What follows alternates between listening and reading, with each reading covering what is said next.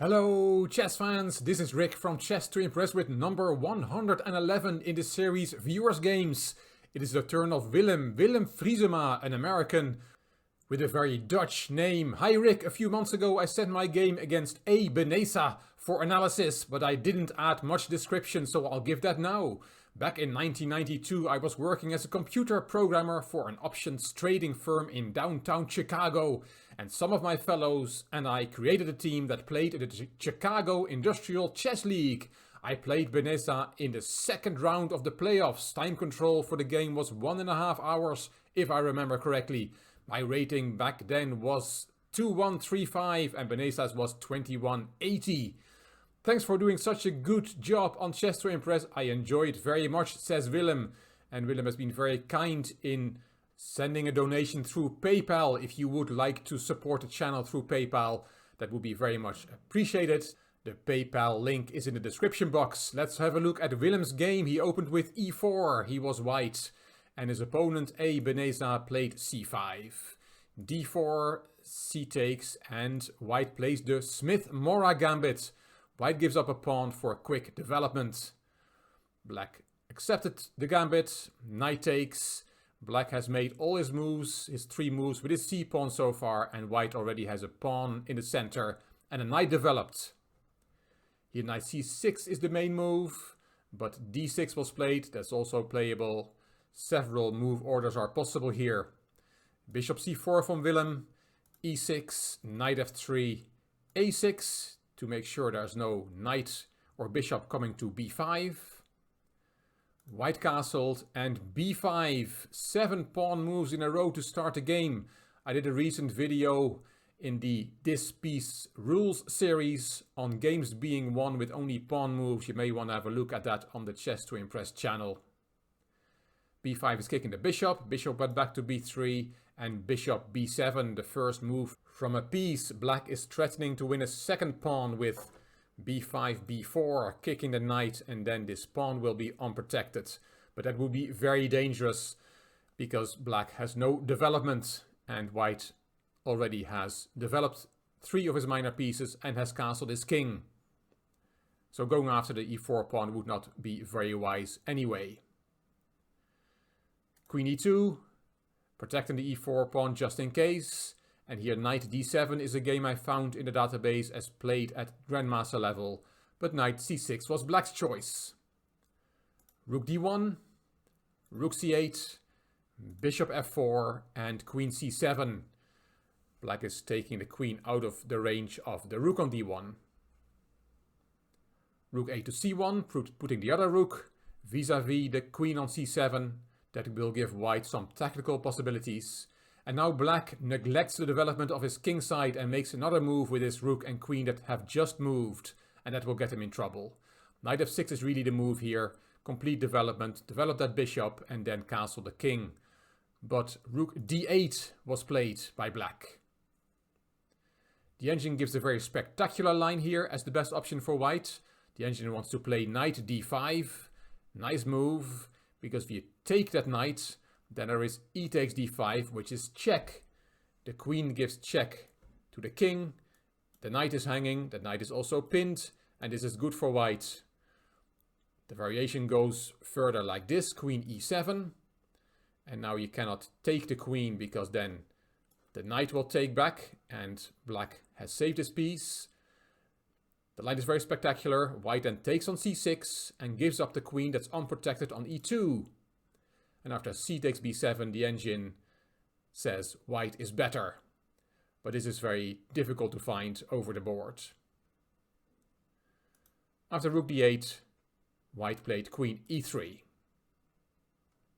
And now queen back to b8, out of the range of the rooks. But it's another move with that queen and it is too slow. Black still has all these pieces at home and his king in the middle.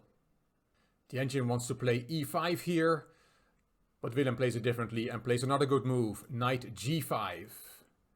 White is going to bring all his pieces into attacking positions on black's king. Here knight f6 has to be played, but white is better. But black plays a bad one, plays h6, wants to kick the knight back. And here white can strike. It wasn't played, but knight takes e6 is possible here. Very nice move. Because after f takes, there is queen h3. And queen takes e6 is a threat. And queen h5 check is a threat.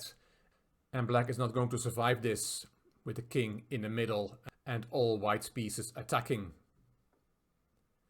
So after h6, knight takes e6 is possible, but Willem played queen h3.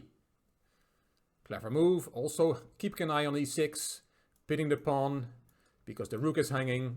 But in fact, the engine says that black can ignore the pin and just take on g5. Queen takes h8, g takes f4. There's another piece hanging on g8, but then knight e5 and black has some compensation for the exchange he is down, according to the engine. Again, a very difficult variation to find. After queen h3, black played bishop c8 to give this e6 pawn extra protection. That pawn is attacked 3 times by white. But Willem struck anyway. Knight takes e6. Bishop takes, f takes, and queen takes. White has sacked a piece for a raging attack, breaking down the defense in front of black's uncastled king. But surprisingly, knight ge7 is okay for black. White has compensation, but not more than that. After e5, that pawn is taken, and crucial is that this knight is now protected.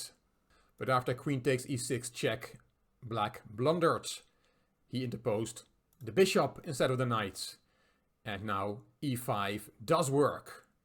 You cannot take that pawn with the pawn because then the knight is hanging with check. Not protected. There is no knight on e7 protecting that knight on c6. A crucial difference. That's why bishop e7 was bad and knight e7 was good for black. After e5, black therefore took with the knight, and that now gave white the opportunity to play knight d5. And now that the knight on c6 has been lured away, white is threatening to come in on c7 with either the knight or the rook. White is winning here. There's no defense for black. He tried king f8, but there comes the rook, and now e7 is attacked 3 times by knight, queen and rook. Rook e8 is possible to protect the bishop a 3rd time, but then bishop takes e5, d takes e5, and a very nice rook lift, rook d3 with the threat, rook f3 check to bring white's last piece into the attack. Let's see what the threat is. Let's make a silly move for black. Let's play a5. Then there is rook f3 check. You can interpose the knight. Then knight takes e7. Very nice move. You cannot take the unprotected rook because knight g6 is checkmate with queen and knight. So after knight takes e7 you have to take, rook takes, then queen takes and checkmate on the next move.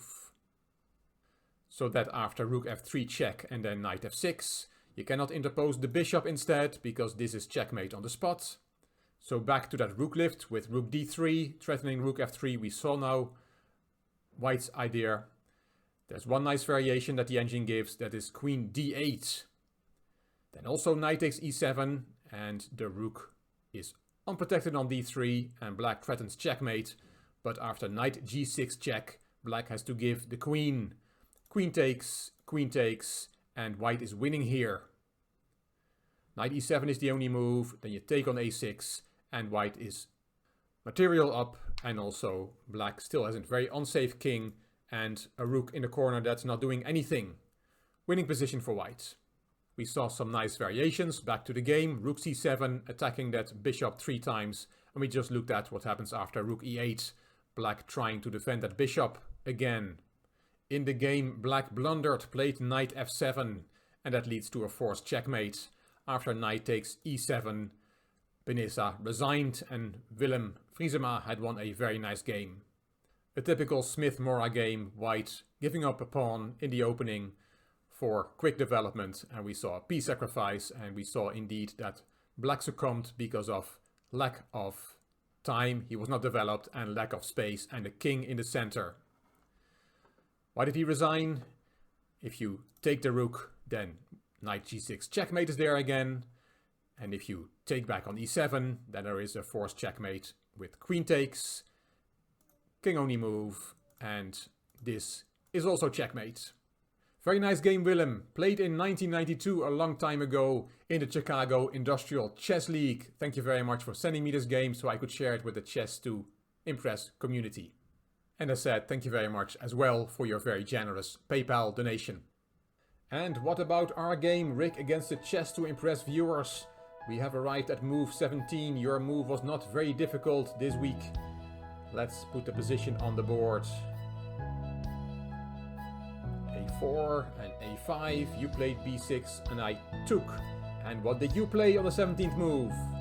28 moves were made and 25 of you wanted to recapture on B6. There was one vote for Rook B8, one for Bishop B7, and our friend Jim still wants to play Knight H7 with the idea of F5.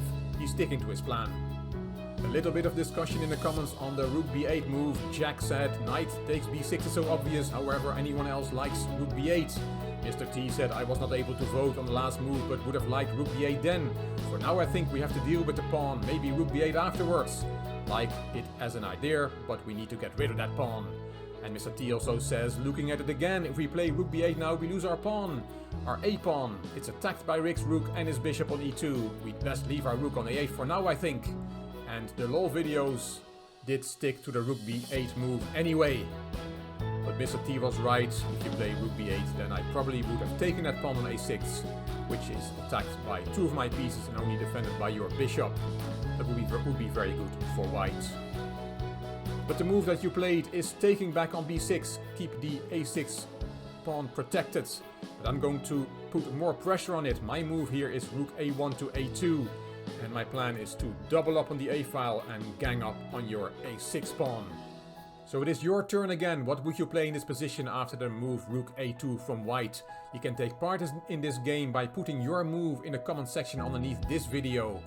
And by taking part, you are also in the raffle. At the end of the game, I will raffle a chess book made available by my sponsor, The Best Z, a web shop for chess books.